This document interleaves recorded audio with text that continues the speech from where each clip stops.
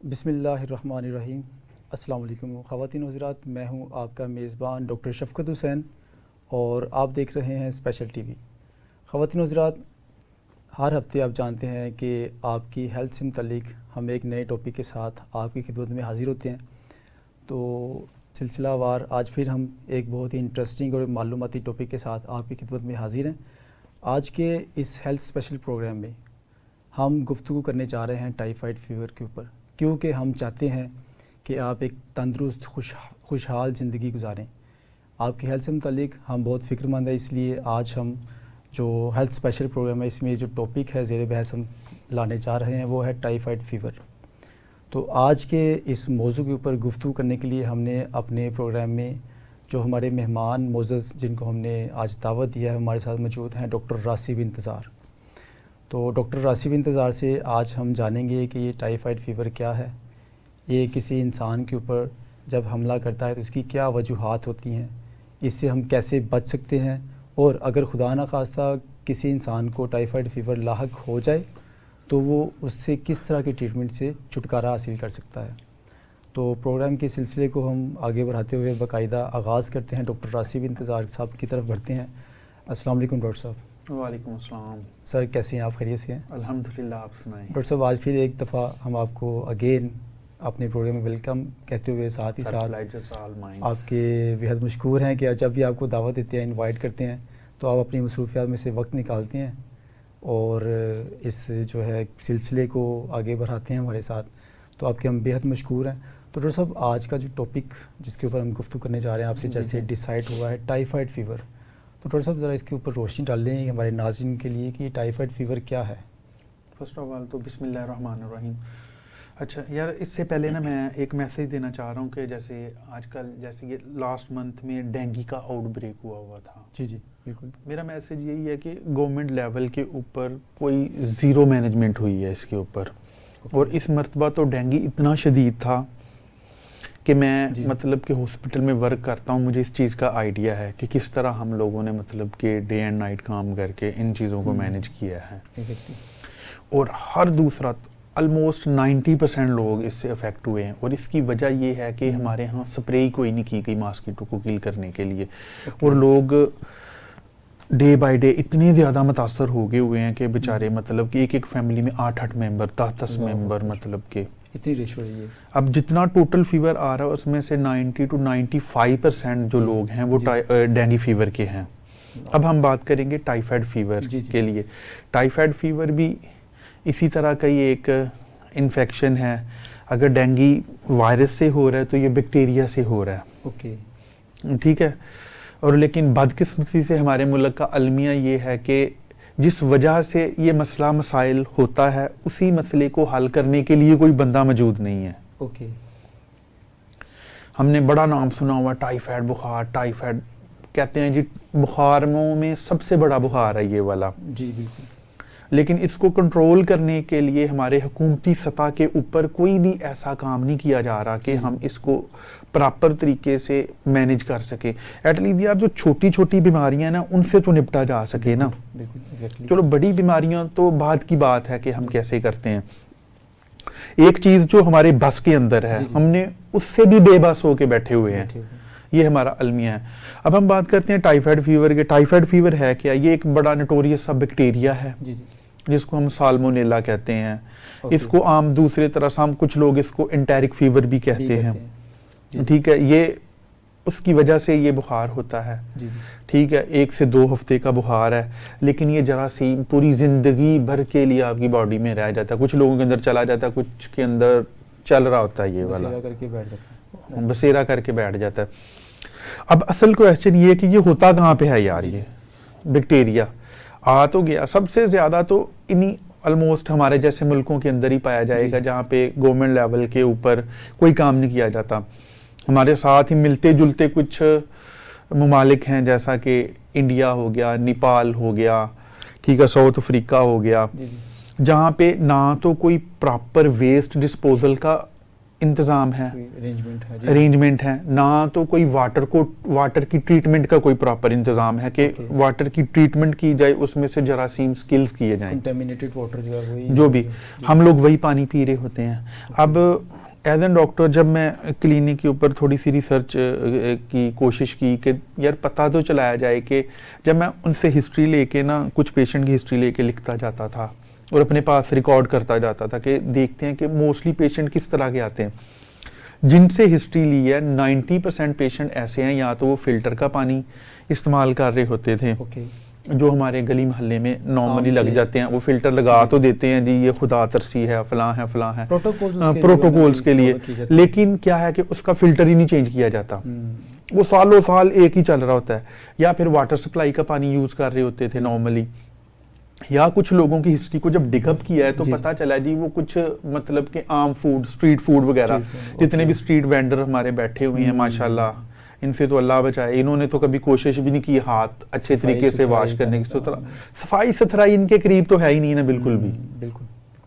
अच्छा डॉक्टर साहब, जैसा कि अभी आपने बात किया है कि ये एक बैक्टीरिया है, जैसे आप बता रहे हैं कि डेंगू वायरस, तो ये एक बैक्टीरिया, तो ये जो बैक्टीरिया जब इन्फेक्टेड करता है किसी पेशेंट को, तो उसके साइन एंड सिम्टम जो है वो किस किस्म के अपीयर होते हैं? यार देखिए, नॉर्मली सिम्टम्स तो ऑलमोस्ट जितने भी इन्फेक्टेड डिजीजेज हैं, जितनी भी हमारी इन्फेक्शियस डिजीजेज हैं, उनके ऑलमोस्ट मिलते जुलते हैं। ओके। ये भी एक इन्फेक्शन है, सबसे पहले इसने क्या काम करना है, जब बॉडी के अंदर जाएगा तो मल्टीप्लाई हो गए तो ये सबसे पहले बुखार करेगा। ओके। इन्फेक्शन होगा तो बुखार होगा, जहाँ पे इन्फेक्शन है वहाँ पे फीवर है। एक फीवर, अब उसमें सर्दी लग के भी कुछ लोगों को बुखार आ रहा होता है, कुछ को ऐसे ही। अब इसका ना एक बड़ा मजे का पैटर्न है कि जब बंदे को बुखार हो रहा होता है ना, ये स्लोली से आहिस्ता से फिर ये फास्ट की तरफ जा रहा था, हाई ग्रेड की तरफ जाता है स्लोली से। इसका स्टेप वाइज, जैसे दिन के स्टार्ट में ये हुआ है बुखार, बड़ा स्लो हुआ है, फिर आहिस्ता करके 101, 102, 104 तक पहुंच जाता है जाके। ओके। ठीक है। उसके बाद ये बॉडी के अंदर दर्दें वगैरह करता है, ठीक है, मलेज होगा, आपकी बॉडी में टूट फूट का शिकार हो रही होगी, ठीक है। उसके बाद पेट में दर्द वगैरह कराता है, ओके, ठीक है, मुंह का जायके को चेंज कर देता है ये पकड़ के। आम बुखारों की तरह इसकी भी अलामात जो ऑलमोस्ट ना मिलती जुलती हैं, इस बुखार की भी। लॉस ऑफ जो मतलब खाना पीना भी डेफिनेटली, जब आपको फीवर होगा तो खाना पीना भी कम हो जाएगा, लॉस ऑफ एपिटाइट की तरफ चले जाओगे आप। तो ये तो एक कॉमन सी सिम्टम्स हैं, लेकिन इसका असल जिसको इसको परखना पड़ता है उसके ड्यूरेशन के ऊपर परखा जाता है। हाँ जी, ड्यूरेशन वो बड़ा मैटर करता है। अब इसकी सिम्टम्स जो है ना वो एक 1.5 हफ्ता जो स्टे कर जाती हैं, ऑलमोस्ट 1 to 2 वीक्स तक। कुछ बुक्स के अंदर आता है कि वो जी 10 to 13 डेज, कुछ के अंदर आता है 1 week to 10 डेज तक, ऐसे करके इसकी ना डिफरेंट जगहों के ऊपर डिफरेंट तरीके से। लेकिन ऑलमोस्ट इसका जो ट्रीटमेंट प्लान है वो 2 वीक्स का है, 7 to 14 डेज का। 14 डेज के अंदर रिकमेंडेशन 14 दिन तक आपने मेडिसिन लेनी है यार के। उसके बाद आपने टाइफाइड का जो जरासीम है बॉडी के अंदर से उसको किल करना है। लेकिन बहुत कम होता है कि टाइफाइड का जरासीम, बहुत कम लोग ऐसे होते हैं जिनमें किल हो जाता है। नॉर्मली वो पूरी जिंदगी के लिए कैरियर बन के जा रहे होते हैं। तो वो रिपीट होता रहता है सर पे, जहाँ पर थोड़ा सा कॉम्प्लिकेशन को आया इस तरह का, या इसको इसके मुताबिक कोई हालात मिले तो ये फिर दोबारा से अटैक कर देता है? डेफिनेटली, जब ये पड़ा रहेगा इसकी, या तो एक इसकी प्रॉपर आपने ट्रीटमेंट नहीं करवाई हुई, ओके, ठीक है, या फिर आप ऐसी जगहों से जहाँ पे इसका आउटब्रेक बहुत ज़्यादा हुआ है, ऐसी जगहों से आपने अवॉइड नहीं किया, उधर चले गए हैं, ठीक है, या फिर आप बहुत ज़्यादा स्ट्रीट फूड के यूज़र हैं, ठीक है, या फिर आपका पानी वगैरह जो बिल्कुल साफ़ सुथरा नहीं है, ठीक है, आप सफाई सुथराई का ख्याल नहीं रखते, ठीक है, उसकी वजह से दोबारा भी एक्टिव हो जाता है। लेकिन ये पड़ा रहता है बॉडी के अंदर, आप 1 साल तक भी टेस्ट वगैरह कुछ भी करवाते हो तो ये पॉजिटिव आ रहे होते हैं इसके। एक चीज़ जो है ना मेरे थोड़े से जो है ना वो एनालिसिस में कह लें गुजरी है कि कुछ लोग जो है ना जब इसका ट्रीटमेंट रेकमेंड किया डॉक्टर ने, रेकमेंडेशन तो है 7 to 14 डेज़ जो अभी हम डिस्कस कर रहे हैं, तो इसमें मोस्टली जो है ना मैंने लोग देखे हैं कि 3 से 4 दिन जब एंटीबायोटिक ली जाती है, सिम्टोमेटिकली थोड़ा सा रिलीफ पेशेंट को नज़र आता है। कुछ लोग जो है ना वो फिर इसको एक ले लेते हैं ईजी और ट्रीटमेंट जो है ना उसको कंटिन्यू नहीं करते, वो कहते हैं कि जब मैं ठीक हो गया। उनके लिए क्या मैसेज देंगे आप? यार ये पूरे पाकिस्तान का एक अलमिया है रियली। हालांकि एंटीबायोटिक इससे एक आधे दिन का तो फायदा ही कोई नहीं बिल्कुल। हो, आप उल्टा अपनी इम्यूनिटी को हिट कर रहे हो। हिट कर रहे हैं। जी जी। ठीक है ना, आपकी बॉडी में अभी एंटीबॉडीज वगैरह बनी नहीं उस जरासीम के खिलाफ, आपने पहले क्विट कर दी है मेडिसिन। ये पूरे पाकिस्तान का, और हम लोग सोच रहे होते हैं एक ना अपना ही मिथ दिमाग के अंदर बना के बैठे हुए हैं, वो यार ये दवाई बड़ी गर्म है। मोहल्ले वाले भी डॉक्टर बने होते हैं, बिल्कुल। बेज हॉस्पिटल में रहे होते हैं, लेकिन डॉक्टर खुद बने हुए हैं, खुद बने, हर घर मशवरे में। देंगे इसको ज्यादा देर ना दवाई खिलाना, इनू तो ए मसला हो जाना, इनू तो ए मसला। ये पाकिस्तान पूरे कलमी है। या फिर डॉक्टर साहब ज्यादा गर्म दवाई नहीं। यार मैं हमेशा कहता हूँ यार, जो मेडिसिन है वो बीमारी की होती है। हमने तो अपने कैरियर में कहीं पे नहीं पढ़ा ये मेडिसिन गर्म है या ठंडी है। बिल्कुल। ये हमारे हर घर का अलमिया है, और मोहल्ले वाले सारा ही पूरा मोहल्ला ही डॉक्टर बना होता है। वो इन्हू ये दे दो, इसको ये दे दो, इसको वो दे दो, मैंने सुना था फलां बंदे को ये दिया तो ऐसे। ये सारी मनगढ़ंत कहानियां हैं। यार आप अपने प्रॉपर हेल्थ केयर प्रोवाइडर के पास जाओ, उससे पूछो, जो आपको बता रहा है आप उसके मुताबिक चलो। अगर आपको टाइफाइड फीवर है, ये नहीं कि आप अपनी मन मर्जी करोगे। और इसकी जो लेट कॉम्प्लिकेशन है इतनी सीरियस है कि आप सोच भी नहीं सकते। हालांकि इसकी कॉम्प्लिकेशन बहुत कम होती हैं, लेकिन इसमें डेथ के चांस भी 0.02% तक नॉर्मली होते हैं। बहुत रेयर चांसेस होते हैं अगर अनट्रीटेड रह जाए तो। लेकिन अगर आप इसके साथ मजाक करोगे, आप इसको प्रॉपर इसकी मेडिसिन नहीं खाओगे, आप इसको प्रॉपर इसकी ट्रीटमेंट नहीं लोगे, तो इजी लोगे, तो फिर इसने आपको मजीद कॉम्प्लिकेशन की तरफ धकेल देना है पकड़ के। हेल्थ से मुतालिक तो सर कोई छोटे से छोटा भी अगर कोई इशू निकल आए तो उसके लिए कंसर्न होके हमें उसके ऊपर जो है ना वो मतलब ट्रीटमेंट की तरफ फ़ौरन करना चाहिए। तो डॉक्टर साहब थोड़ा सा ये रोशनी डालें कि ये फैलता कैसे है। अब बाज़ औक़ात मैंने ये सुनने में आया कि ये, जहाँ तक मेरा नॉलेज है, कि ये एक इंसान से दूसरे इंसान को भी, अगर मैं गलत नहीं हूँ, तो ये क्या सोर्स है इसके फैलने का। यार जो सबसे बड़ा स्टार्टिंग में मैंने बताया ना, इसका सबसे बड़ा सोर्स आपका contaminated water. Okay. Street food है, जो फूड वेंडर वगैरह बैठे हुए हैं हमारे फूड स्ट्रीट के अंदर, क्या करते हैं कि फ़र्ज़ करो कि मुझे टाइफाइड फीवर है। ओके। ठीक है, अब मैं गया हूँ और मैंने वॉशरूम के अंदर गया हूँ, उधर मैंने अपनी हाजत पूरी की है। ठीक है, उसके बाद वापस आया हूँ, अच्छे तरीके से अपने हाथ वगैरह वॉश नहीं किए। ठीक है, मैं गया हूँ फूड, अब एक बंदे आपको नहीं है, मैंने आपके साथ आके खाना शुरू कर दिया, बैक्टीरिया उधर फैला दिया, या उधर से ले लिया उधर फैला दिया। या एक फूड वेंडर, या फॉर एग्जांपल के वो गया वॉशरूम के अंदर और वॉशरूम प्रॉपर अपने हैंड सैनिटाइजेशन का ख्याल नहीं रखा, उसने अपने हाथों को अच्छे तरीके से वॉश नहीं किया। जो WHO के स्टेप्स हैं हैंड वॉश करने के, एटलीस्ट वो तो हमें हर बंदे को पता होना चाहिए कि किस तरह सोप वगैरह के साथ आपने अपने हाथों को रब करना है, किस तरह वॉश करना है। जी जी। फिर आके आप खड़े हो, अगर वो बंदा आके फिर उसी तरह फूड को देना शुरू कर दिया उसने आके, तो वो एक बंदे ने कितने लोगों को फैला दिया है। सर एक बंदा तो नहीं उसके पास आ रहा है, 2-4 लोग तो नहीं, सारा दिन अगर वो अब इसके जरासीम आपके स्टूल के अंदर भी पड़े हुए हैं, आपके यूरिन के अंदर भी पड़े हुए हैं। ठीक है, आपने जहाँ पे गए हुए हो, जाके वॉशरूम से निकले हो, एटलीस्ट अपने हाथ पाँव अच्छे तरीके से वॉश करके निकलो यार, ताकि दूसरों को बचाया जा सके। ठीक है, सबसे बड़ा कैरियर तो फूड है इसका। आप फूड दे रहे हो, कंटेमिनेटेड फूड दे रहे हो, या वाटर है जिसको हम प्रॉपर तरीके से ट्रीट नहीं कर रहे जरासीमों को मारने के लिए, उसके अंदर से जरासीम मारें ताकि लोग किसी ऐसी मर्ज में मुब्तला ना हो। अच्छा डॉक्टर साहब, ये तो असल में काम है गवर्नमेंट लेवल के ऊपर जो करने चाहिए, लेकिन हमारे यहाँ इधर तो बदकिस्मती से ऐसा कुछ भी देखने को नहीं मिला। मैं ये नहीं कह रहा कि हम लोग बहुत बुरे हैं यार, या हमारी गवर्नमेंट बहुत ज़्यादा बुरी है, लेकिन एटलीस्ट यार ये हेल्थ को थोड़ा सा सीरियस लेके सोचना चाहिए।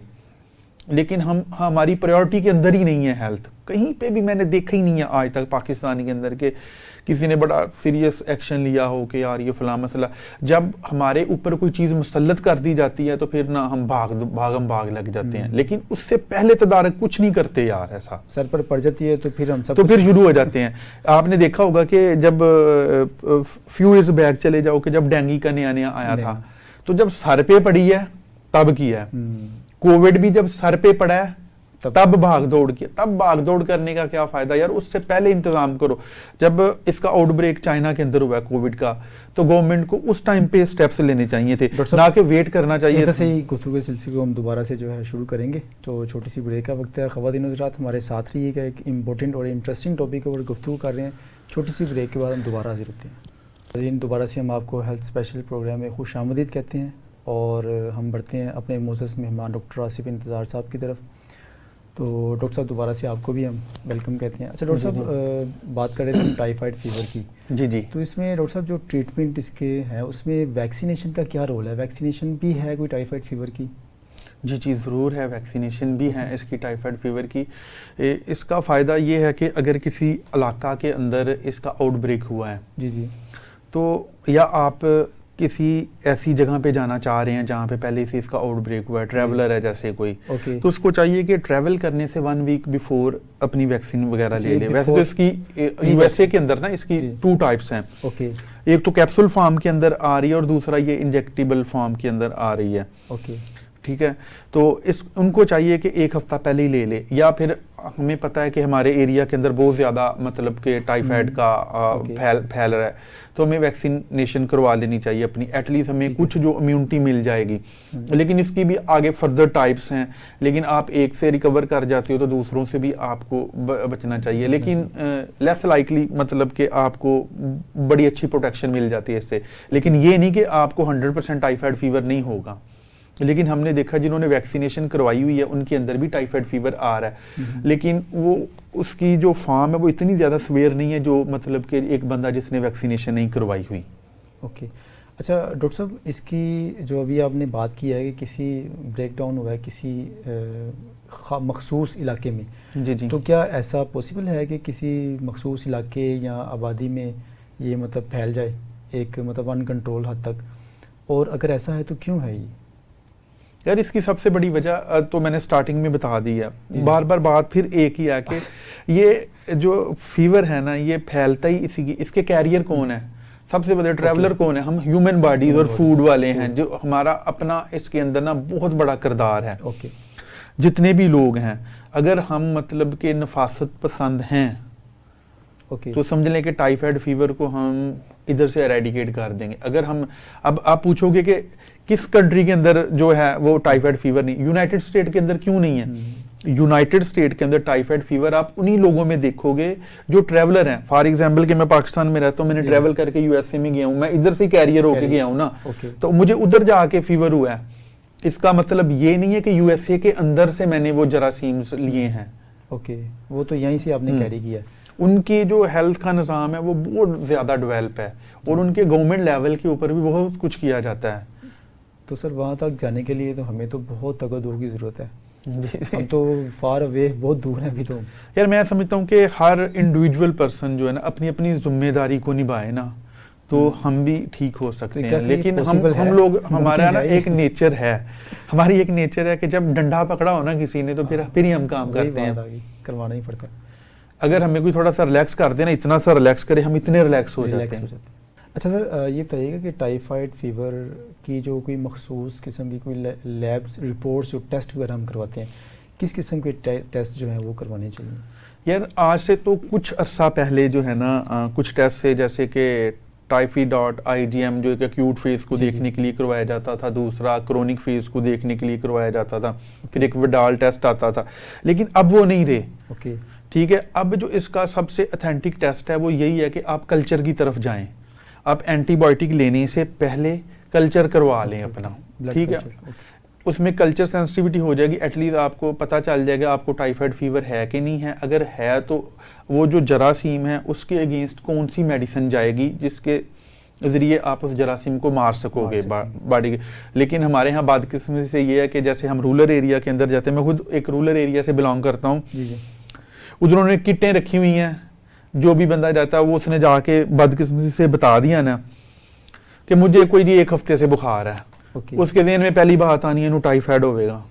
उन्हें कह लो जी बकरा लग गया, एक अंदाजे के मुताबिक बकरा मिल गया, इसको हलाल करना है बस आपने। दोनों मतलब जो है वो टारगेट है। उसने जारी बात है, उसे और किसी चीज़ का पता नहीं, उसका जरिया मुआशी ये है। उसने अब क्या करना है, किट निकालनी है, टेस्ट करना है, वो तो आपको तो टाइफाइड पॉजिटिव टाइफाइड है, ले आओ मेडिसिन जी, ये इंजेक्शन इतने दिन लगा दो, ये ड्रिपें इतने दिन लगा दो, क्योंकि वो ड्रिपें लगती रहेंगी तो उसका काम चलता रहेगा, ड्रिपें नहीं लगेंगी तो उसकी आमदन कहाँ से है। मतलब वो अंधाधुंध उसने कह दिया और पेशेंट ने भी उस पर यकीन बिलीव कर लिया। लेकिन मेरा जो अपने जितने भी लोग हैं जो सुन रहे हैं इस प्लेटफॉर्म के जरिए, मैं कहता हूँ कि अगर आपको डाउट है कि आपको, या आपको कोई कहता है कि आपको टाइफाइड है, एटलीस्ट कल्चर की तरफ जरूर जाएं, ताकि आपको एग्जैक्ट पता चल सके कि आपको यार वाकई टाइफाइड फीवर है कि नहीं है। बिल्कुल। तो ख़वातीन हज़रात, ये एक बहुत ही इम्पोर्टेंट चीज़ जो है डॉक्टर साहब ने बताई है कि अगर कोई लैब, किसी भी लेबॉर्ट्री में अगर कोई बंदा आपको कहता है कोई फ़ीवर है, फ़ीवर बहुत सारी इकसाम का होता है, लेकिन अगर आपको कोई ये डायरेक्टली बोल देता है टाइफाइड फीवर है, डॉक्टर साहब की सजेशन के मुताबिक आप कम अज़ कम कल्चर ज़रूर करवाएं। अच्छा डॉक्टर साहब, आगे बढ़ते हैं कि थोड़ा इस चीज़ पे रोशनी डालें। क्या टाइफाइड फीवर इतना सीवियर हो सकता है कि ये किसी की जान ही ले ले? यार जान तो जा सकती है, लेकिन इसमें चांसेस बहुत कम होते हैं। ओके। मतलब कि फ्यू पीपल्स कह सकते हैं इसका। मैंने स्टार्टिंग में बताया था कि इसका जो मतलब कि यहाँ तक पहुँच, वैसे भी इसके चांसेस 0.02% तक बनते हैं। वो भी उन लोगों में जो अपना इलाज नहीं करवा रहे होते और उनको कॉम्प्लिकेशन हो जाती हैं। जैसे आपके आंतड़ी के अंदर सुराख हो गया, तो उसकी वजह से जो गंद मवाद सारा पेट के अंदर फैलना है, वो जरासीम ब्लड के अंदर चले गए, आपको उसमें सेप्सिस के अंदर ले गए, फिर जाके वो मजीद कॉम्प्लिकेशन बढ़ती गई और आप डेथ की तरफ धकेले जाओगे। लेकिन अल्लाह ना करे कि ऐसी नौबत आए, कि उससे पहले ही हमें कोई ना कोई तदारक इसका करना चाहिए। राइट। अच्छा डॉक्टर साहब, कुछ डॉक्टर्स के साथ भी डिस्कशन के दरमियान और वैसे भी कुछ, जहाँ तक मेरा नॉलेज है, मैंने ये सुना है कि टाइफाइड फीवर जो है वो इतना सीवियर हो जाता है कि इंसान के मैदे और आंतड़ियों को भी इस कदर मुतासर करता है कि उसका खाना पीना भी, और मतलब नढाल करके रख देते हैं ना। तो क्या ये सच है? और अगर ऐसा है तो किस किस्म की ग़िज़ा जो है वो उस दौरान पेशेंट को लेनी चाहिए ताकि उसको स्टेबल करे? यार देखो, जो टाइफाइड फीवर है ना, इसको कहते ही मैदे और आंतड़ी का बुखार है। Okay, right. अगर इसका आप देखें ना कि नाम भी देखें, साल्मोनेला एंटेरिका सीरोटाइफाई टाइफी, जो पूरा नाम इसका देखें वो सारा इसी से मिलता जुलता है। ये है ही बेसिकली मैदे और आंतड़ियों का बुखार है। तो डेफिनेटली जो जब इसका गारी यही चीज़ें हैं, तो इसने डिस्टर्ब भी इनको ही करना है। ओके। जब ये इनको डिस्टर्ब करेगा तो आपका मैदा, आपके मैदे में प्रॉपर पेन रहना शुरू हो जाएगी, या सम टाइम आपको मोशन लगना शुरू हो जाएंगे, आपको डायरिया वगैरह हो जाएगा, या सम टाइम कुछ लोगों के अंदर कॉन्स्टिपेशन हो जाती है। कई दिनों से स्टूल नहीं पास हो रही, तो ये इसी की अलामात में आती हैं, जाके हिट करता है इसको। अब जो मोस्ट ऑफ पीपल्स जो हमारे पास आते हैं वो यही पूछते हैं, डॉक्टर साहब इसमें खुराक कौन सी खानी चाहिए? हम लोग कहते हैं कि यार एटलीस्ट आप स्पाइसी चीज़ों से अवॉइड करें। जी। क्योंकि एक तो वो जाके आपके स्टमक और आंतड़ियों को हिट करती हैं, क्योंकि वो तो पहले ही उस जरासीम की वजह से मुतासर हो चुकी हैं, ऊपर आप उनके ऊपर बर्डन डाल देते हो। और जी। आप इसके अंदर अपनी फूड को लाइट रखें, बिल्कुल लाइट फूड लें, बनाना वगैरह इस्तेमाल करें ज़्यादा से ज़्यादा, क्योंकि उसके अंदर पोटाशियम बहुत ज़्यादा कुदरत ने रखा हुआ है, उसके अंदर स्टोर कर दिया हुआ है बनाना के अंदर, वो आपके आंतड़ियों के लिए और मैदे के लिए बहुत अच्छा है। खिचड़ी वगैरह ले लें, दलिया चावल हल्की फुल्की लाइट ग़िज़ा के ऊपर लाइट फूड रहे, ताकि आपका स्टमक के ऊपर बोझ ना पड़े और इजी रहे। अच्छा सर, कोई एज भी स्पेसिफिक आप कहेंगे, कोई उम्र का कोई मखसूस हिस्सा है कि जहाँ पर ये ज़्यादा होने के चांसेस हो, और कहीं पर कोई ऐसी एज है कि जहाँ पर अगर थोड़ा बहुत इन्फेक्टेड अगर हो भी जाता है कोई शख्स, तो चांसेस हैं कि उसकी इम्यूनिटी की वजह से या किसी और वजह से वो सर्वाइव कर सके, इससे बच सके? यार इसकी जो एज लिमिट थी है कि बच्चों में सबसे लेस लाइकली होता है, क्योंकि जारी बात है ना, तो उन्होंने बाहर जाके फूड खानी होती है, ना बाहर से पानी पीना होता है। उसको बच्चे को जब भी दोगे वो वालदा से या वालद से ही जाएगा, जो उसके करीब तरीन लोग बैठे होंगे उनकी वजह से ही होगा। बाकी तो हर एज के अंदर आपको अफेक्ट करेगा। इसका तल्लक आपके लाइफस्टाइल से है। राइट। जिस तरह का आप लाइफस्टाइल, जहाँ पे आप रहते हो, जहाँ पे आप बैठते हो, कहाँ से मैटर करता है कि आप कहाँ से खा रहे हो, कहाँ से पी रहे हो, कहाँ पे बैठ रहे हो, कहाँ पे उठ रहे हो। उधर लोगों को टाइफाइड फीवर की वबा कितनी ज़्यादा फैली हुई है, कितने लोगों में है, सारा ये मुतासर आपकी कंपनी के ऊपर कर रहा है, जो सराउंडिंग में हमारे सराउंडिंग में है। स्कूल कॉलेज है, स्कूल कॉलेज है, ये शॉपिंग मॉल्स हैं। अगर आपको पता है कि यार एक एरिया के अंदर बहुत ज़्यादा, थोड़ा अवॉइड कर जाएं उस जगह से। आपको पता है अब मोस्टली आप पाकिस्तान में जितने पेशेंट भी हैं उनकी हिस्ट्री लोगे ना, जी जी, आप उनसे पूछ लो, मैं गारंटी से कहता हूँ, आप पूछो, वो बताएंगे डॉक्टर साहब फलां जगह तो खाना खांदा रहा, फलां जगह से पानी पीता रहा हूँ, फलां जगह से ये करता आपका रहा तो हूँ। प्रैक्टिकल है ना ये। हाँ जी, मैं प्रैक्टिकली बातें कर रहा हूँ जी, आपके जी, साथ। जी। और माशाल्लाह जो हमारे ये सप्लाई वाला पानी है, जो जिसको हम कहते हैं जी बड़ा डीप वेल से लिया हुआ है जी, उसके बाद जी लोगों के घरों में सप्लाई हो रहा है, माशाल्लाह पाइप ही नहीं, सफाई नहीं है कोई भी। पाइप नहीं है, फिर वो जिन बर्तनों में लेकर आ रहे हैं जो प्लास्टिक की बोतल्स वगैरह, तो वो देखें उनके भी कुछ प्रोटोकॉल। यार वो तो फिल्टर वाला पानी है ना, जो एक नॉर्मल मतलब कि आम घरों में जो पाइपलाइनें बिछाई हुई हैं, उनकी कब सफाई करते हैं? हेपाटाइटिस कहाँ से फैल रहा है? लाहौर और फैसलाबाद के अंदर सबसे ज्यादा लोग यही तो इफेक्ट पानी की वजह से तो हो रहे हैं बेचारे। सोर्स ही पानी है, बिल्कुल एग्जैक्टली, बचा फरमाया आपने। अच्छा, तो डॉक्टर साहब टाइफाइड फीवर अगर किसी इंसान की फ़र्ज़ करें कि उसने ट्रीटमेंट लिया है और उसको टाइफाइड फीवर से छुटकारा मिल गया, तो आप क्या बताएंगे कि उसको उसके बाद कौन सी एहतियाती तदाबीर हैं जो इख्तियार करनी चाहिए? यार देखो, अगर आप मतलब कि आपको आराम आ गया है तो आपको चाहिए कि आप अपने खाने पीने में, लाइफस्टाइल के अंदर नुमायां तब्दीलियां लेके आएँ। ओके। क्योंकि जब दूसरी मरतबा होगा तो उससे ज़्यादा शदीद होगा। एक टाइप से आपने इम्यूनिटी ली है, लेकिन दूसरी टाइप्स तो पड़ी हुई हैं ना इसकी, उधर की उधर ही। एग्जैक्टली। तो आपको चाहिए कि आप अपना हेल्दी लाइफस्टाइल जो है ना वो अपनाएं। राइट। तो सर इसका इम्यूनिटी के साथ किस हद तक ताल्लुक है? अगर इम्यून सिस्टम इंसान का स्ट्रॉन्ग है तो अगर ये जो जैसे अभी आप फरमा रहे हैं कि पानी की वजह से, फूड की वजह से कंटेमिनेशन, अगर एक इंसान प्रॉपर इम्यून सिस्टम अपना मेंटेन रखता है तो क्या वो उसके बावजूद सर्वाइव कर पाएगा, बच सकेगा इससे? यार बच जाता है, लेकिन ये है कि आप बार बार अपनी इम्यूनिटी को क्यों हिट कर रहे हैं? चैलेंज दे। अब कितनी देर तक चलेगा सिस्टम? एक टाइम आएगा कि पिट जाओगे आप। बिल्कुल ठीक है ना, तो उससे बेहतर है कि हम लोग मतलब कि कोई हेल्दी लाइफस्टाइल अपनाएं। और हमारे पूरे गली मोहल्ले में, बाज़ारों के अंदर अवेयरनेस दें, और हमें एज ए मतलब कि गुड ह्यूमन बीइंग मतलब कि ख्याल करना चाहिए। जो भी फूड वेंडर बैठा हुआ है स्ट्रीट के अंदर, उसे चाहिए कि वो ऐसी ग़िज़ा बनाए जो खुद भी खा सके और दूसरों को भी। और मोस्टली मैंने देखा है कि वो इस तरह की ग़िज़ा बना रहे होते हैं, खुद कभी नहीं खाएगा, दूसरों को मशवरा दे रहा होता है। उसे बोलोगे ना आप, यार ये बाउल पड़ा हुआ है, इसमें से आप भी लेके खा लो, वो कभी नहीं, आपने उसे कभी खाते देखा ही नहीं होगा। उसको पता है मैंने किया क्या, कैसे क्या है। उसने तो सिर्फ हमारी सेहत को खराब करने के लिए वो बनाई हुई है। यार पैसे कमाना हरगज़ मतलब नहीं है। मैं इधर यही कहूँगा कि यार आप पैसों के लिए ना करें, पैसे अल्लाह ताला बहुत ज़्यादा दे देगा आप लोगों को, लेकिन सबसे पहले ऐसा काम करें कि आप वही चीज़ पसंद करें अपने लिए, जो अपने लिए पसंद करते हैं, अपने मुसलमान भाई के लिए भी वही चीज़ पसंद करो। ये तो हमारा इस्लामी तरीका है, हमें अल्लाह के नबी ने बताया हुआ है कि हमें वही चीज़ पसंद करनी चाहिए जो मुझे पसंद है, मैं अपने भाई के लिए भी वही चीज़ पसंद करूँ। राइट।